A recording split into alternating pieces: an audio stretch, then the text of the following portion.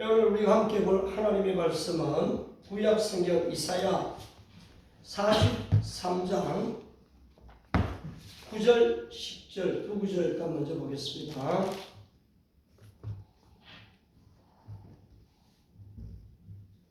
다 함께 이사야 43장 9절 10절입니다. 같이 읽겠습니다. 시작. 열방은 모였으며 민족들이 표집하였는데 그들 중에 누가 이 일을 알려주며 이전 일들을 우리에게 들려주겠느냐. 그들이 그들의 정의를 세워서 자기의 옳음을 나타내고 듣는 자들이 옳다고 말하게 하려구나. 나 여호와가 말하노라. 너희는 나의 증인 나의 종으로 택함을 입었나니 이런 너희가 나를 알고 믿으며 내가 그인 줄 깨닫게 하려 함이라. 나의 전에 지음을 받은 신이 없었느니라. 나의 후에도 없으리라. 아멘. 아멘. 아멘.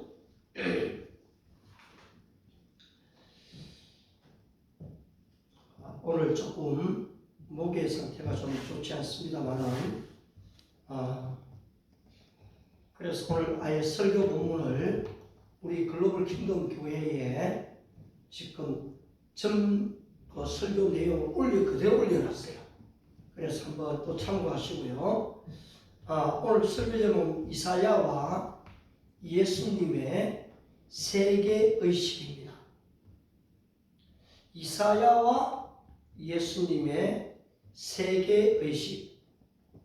우리 예수님은 사람의 마음속에 있는 것이 자연스럽게 말로 흘러나온다고 하셨습니다.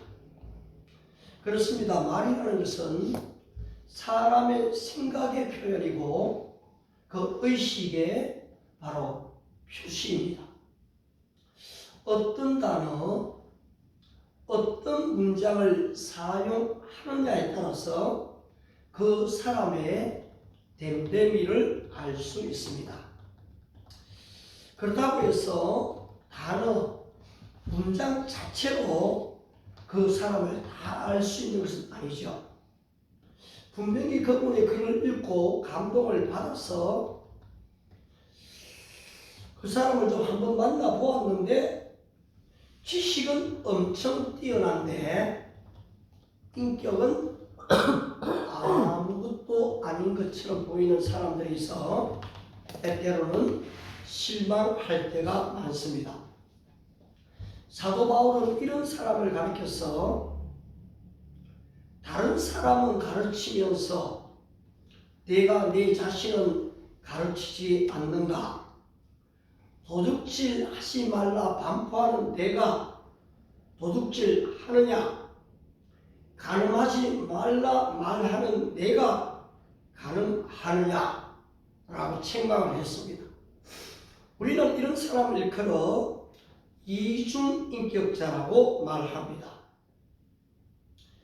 따라서 우리는 말을 듣되 그 말 이면에 있는 마음을 헤아릴 수가 있어야 합니다.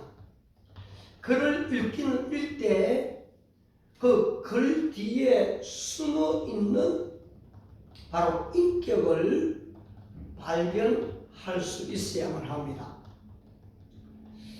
오늘 이 신구약 성경 중에서 가장 긴 책이 바로 이사야입니다. 이사야. 그런데 1장부터 66장 안에 이사야 선지자가 입만 열면은 세계에 대하여서 말하고 있는 선지자임을 우리가 발견하게 됩니다. 그는 예루살렘에서 출생했고 성경은 이사야 1장 1절에 그를 이 아모스의 아들이라고 기록하고 있습니다. 아울러 이 역사가 얼마나 정확한지를 바로 이 우시야, 요담, 아하스, 히스기야 이 네 왕을 섬겼던 BC 739년부터 685년까지의 사역을 감당했던 선지자였습니다. 바로 이 유다인의 죄악과 그리고 회개, 오실 이 메시아에 대한 예언을 선포한 선지자죠. 그가 하나님에 대한 인식을 어떻게 갖고 있는가 하니까 그런 만군의 하나님 여호와로 인식을 했습니다. 이 말은 하늘과 땅, 이 천지와 우주를 창조하신 하나님을 전제하고 있는 것입니다. 그는 하나님의 영광이 온 땅에, 온 세계에 충만하다라고 기록을 했습니다. 이사야 5장 21절 말씀이죠. 하나님의 영광이 온 땅에, 온 세계에 충만하다. 여러분, 부족함이 없습니다. 넉넉합니다. 그런데 이스라엘 백성들의 마음이 너무나 둔했습니다. 너무나 완고했습니다. 하나님의 말씀을 듣지를 않습니다. 그래서 그는 하늘에 대고 그리고 땅을 대고서 설교를 합니다. 하늘이여 들으라, 땅이여 귀를 기울이라. 여호와께서 말씀하시기를 내가 자식을 양육하였거늘 그들이 나를 거역하였도다. 소는 그 임자를 알고 나귀는 그 구유의 주인을 알건만은 이스라엘은 알지 못하고 내 백성은 깨닫지 못하는도다. 슬프다. 범죄한 나라여, 허물진 백성이여, 행악의 종자여, 행위가 부패한 자식이로다. 그들이 여호와를 버리며 이스라엘의 거룩하신 이를 만홀히 여겨 멀리하고 물러갔도다. 이스라엘 백성들을 어떻게 보면은 이 엄청난 시적인 표현을 동원해서 지금 죄악을 열거하고 있습니다. 오늘 여러분은 이 단어와 문장을 통해 무엇을 느끼실 수가 있습니까?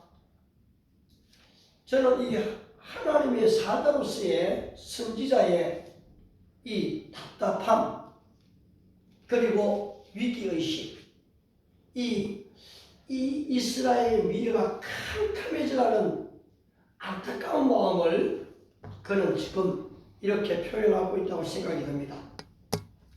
따라서 이사야는 하나님의 이 작정된 파멸이 온 세계 중에 끝까지 행해질 것을 예언합니다.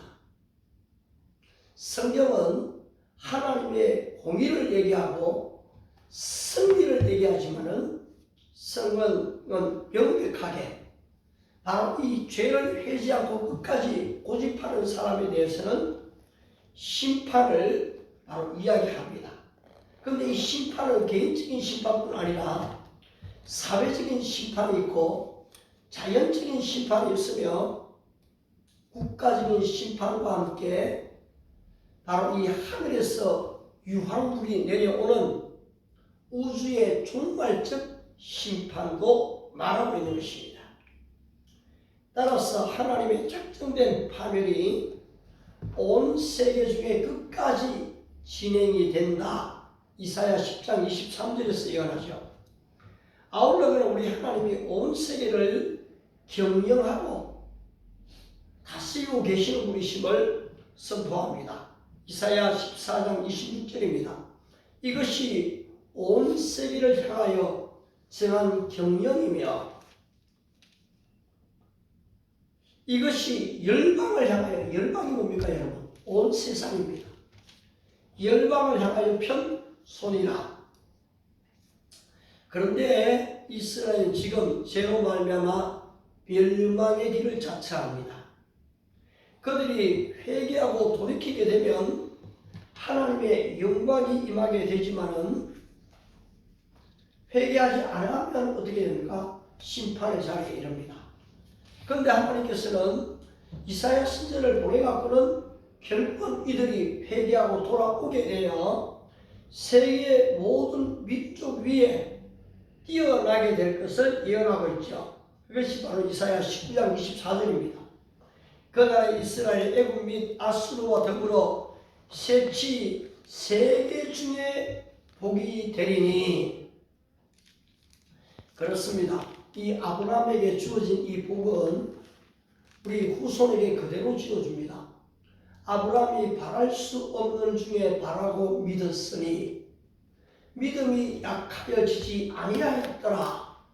그의 몸이 죽은 것 같음과 그의 사라의 태가 죽은 것 같음을 알고도, 여러분, 이게 바로 믿음입니다. 도저히 끝나는 것 같고 안 되는 것 같은데 무엇을 붙잡습니까? 내 의지를 붙잡습니까? 내 고집입니까? 아닙니다. 하나님의 언약의 말씀인 것입니다. 그 언약의 말씀을 끝까지 믿으니까 결국은 일이 이루어지는 거죠. 따라서 지속적으로 이 이사야 선지자는 민족과 세계에 대해서 선포했습니다. 열국이여 너희는 나와 들을지어다. 민족들이여 귀를 기울일지어다. 땅과 땅에 충만한 것, 세계와 세계에서 나는 모든 것들이여 들을지어다. 여러분, 도대체 이사야가 어떤 사고 능력을 갖고 있으면 이 세계에 대하여서 이렇게 말하고 있는 것일까요? 우리가 알았던 이 로마 제국이 여러분 얼마나 대단한 나라입니까?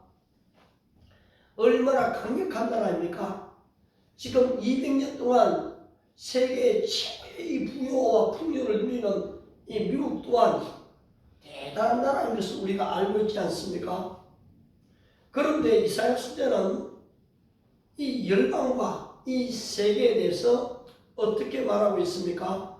이사야 40장 7절을 보시게 되면 그 열국들은 하나님 앞에서는 아무것도 아니라 하나님은 그들을 없는 것 같이 빈 것 같이 여기시느니라. 우리가 볼 때는 이렇게 크고 대단한 나라, 대단한 사람처럼 보이지만은 하나님이 보실 때는 아무것도 아니다. 티끌과 같은 존재다. 잠깐 있다가 없어지는 안개일 뿐이다. 아무것도 없는 빈 것처럼 하나님은 여기신다고 했습니다. 시간과 공간, 환경과 역사를 초월해 계신 주님을 향해 도대체 그 저분이 누구기에 바람과 바다도 순종하는고 하고 놀랐던 사람들처럼 여러분 우리에게도 이런 탄식이 나오게 되지 않겠습니까? 오늘 여러분은 나와 이 세계에 대해서 어떻게 인식하고 있습니까? 나는 나고 세계는 세계일 뿐입니까? 나와 세계는 아무런 상관이 없는 완전 분리시키는 사고를 가지고 있습니까? 아니면 나와 세계는 일체다. 세계가 없이는 내가 없고 내가 없이는 세계가 없다. 좀 나와 세계의 합일적 사고를 가지고 있는 사람들도 있습니다. 아니면 나는 세계 속의 한 존재이고 나는 부족하지만 세계를 변화시키고 무엇인가 이 세계에 기여하고 싶다는 점진적인 사고를 가지고 있는 사람입니까? 오늘 성경은 우리 한 사람 한 사람에게 내 한 사람은 하나님께서 이 시대에 하나님의 종으로 택함받은 한 존재임을 알려줍니다. 오늘 우리가 읽었던 본문 이사야 43장 10절 한번 보십시오. 43장 10절을 우리 다 같이 한 번 더 같이 읽겠습니다. 시작. 나 여호와 말하노라. 너희는 나의 증인 나의 종으로 택함을 입었나니 이는 너희가 나를 알고 믿으며 내가 그인 줄 깨닫게 하려 함이라. 나의 죄에 지어받은 신이 없느니라. 나의 후회도 없으리라. 아멘. 결국 태초부터 존재하신 이 존재론적인 하나님이 오늘 저와 여러분을 택하여 내셨다는 것입니다. 그리고 하나님의 종으로 삼으셨다는 것입니다. 왜 삼으셨습니다? 바로 이 증인으로 삼기 위해서입니다. 여러분, 증인이 뭡니까? 내가 보고 듣고 체험한 사실을 정직하게 이 공중 앞에서 말하는 사람이 증인입니다. 바로 이 증인은 이 법정 용어이지 않습니까? 우리 주님은 우리에게 성령을 충만하게 보내셔서 예루살렘과 온 유대와 사마리아와 땅끝까지, 여러분 이게 뭡니까? 온 세계죠. 정의를 만들기 위해서 우리를 택하셨다는 것입니다. 저는 20살, 우리 남자들이 좀 빠르면 한 21살, 20살에 군대를 가지고 조금 늦게 한 24살 때에 열차를 타고 이제 군 입대를 하게 됐습니다. 그때 제가 성경을 아주 큰 거 하나 하고 작은 포켓육 성경을 딱 구해갖고 큰 성경을 펴서 열차에서 읽고 있었는데, 바로 오늘 이 본문을 읽고 있었습니다. 이 본문을 읽는데 본문이 자꾸 내게 뭐라고 말씀하시는 말일까? 너는 나의 증인, 나의 종으로 택함을 입은 나니. 이게 자꾸 떠올라와요. 너는 나의 증인, 나의 택함을 입은 나니. 내가 주님의 증인이구나. 이게 마음속에 자꾸 생각이 나면서는 내 마음이 뜨거워지기를 시작합니다. 그리고 이 말씀이 나를 가만히 지금 자리에 앉아있지 못하게 합니다. 여러분, 군대를 가는 사람이, 열차를 타고 가는 사람이 수많은 군인들이 머리를 빡빡 깎고 걱정과 근심으로 지금 앞으로 3년을 어떻게 지낼지 몰라서 가는데 내가 마음이 뜨거워진들 뭘 할 수 있겠어요? 그런데 그렇게 지금 이 말씀이 내 안에 뜨거워지고 있는데 우리를 안내하는 호송관 이 무사에다가 거기 딱 쓰고 있는 헬멧형 무사에 호송관이라고 적혀 있어요. 그분이 내 앞으로 딱 오더니만 야, 이 녀석 성경 읽래? 이래요. 그래서 제가 큰 소리로 네, 성경 좀 읽습니다. 그랬어요. 그리고 호송관에게 호송관님, 내가 이 열차에서 하나님의 말씀을 좀 전해도 되겠습니까? 내가 물었어요. 그랬더니만 그 사람이 야야 나와 이러는 거예요. 그래서 제가 거기 열차 중앙으로 나왔습니다. 그리고서는 성경을 들고 그렇게 그들에게 전가하기 시작합니다. 사랑하는 전우 여러분, 우리는 지금 국민의 그때만 4대 의무죠. 4대 의무 중에 하나인 국방의 의무를 감당하기 위해 군대로 가고 있습니다. 그런데 앞으로 3년 동안 어디서 어떻게 지낼지를 몰라 불안해하고 있습니다. 오늘 성경은 말씀합니다. 수고하고 무거운 짐진 자들아 다 내게로 오라. 내가 너희를 쉬게 하리라. 이렇게 시작된 복음은 여러분들이 들어본 적 있죠? 사형리, 네 가지 영적 원리가 있는 바로 그대로 하나님의 계획과 인간의 죄, 예수님의 십자가와 부활, 이것을 지식으로 아는 정도가 아닌 마음속에 믿고 영접할 것을 증거했습니다. 그런데 이렇게 해서 군대를 딱 도착을 했는데 논산을 갔죠. 밤 11시가 됐고요. 그때 사실 저는 군대 가면 남자들이 3년간 썩는다